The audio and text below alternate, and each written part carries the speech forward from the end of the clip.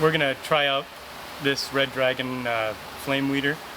It's a little modification that was made by Charles House, and this setup is meant to straddle the bed and put an even flame over the top of the whole bed to burn off any thread weeds or anything that are coming up. So we're using this as a stale bed flamer to flame off the bed before we seed it, and we're also using it as a post-seed bed flamer.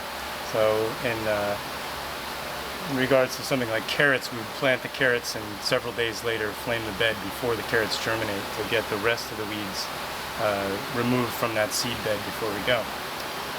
When we received this, there was an axle that was wide enough to fit over the top of these beds at 30 inches, but we've expanded the axle to give a little more room. And here's the video of us using this over the top of a 30-inch bed with plenty of room for the wheels and a lot of control for the operator to keep the distance of the flamer off and even down the whole length of the bed.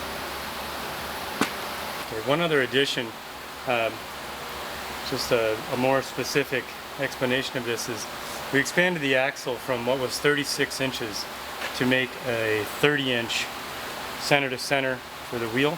We expanded that rod to 42 inches, so now we have a 36-inch center to center wheelbase, and you can see it allowed the wheels to go entirely over the bed without pressing on the side edge, and that makes a big difference for us on how it functions in this kind of system.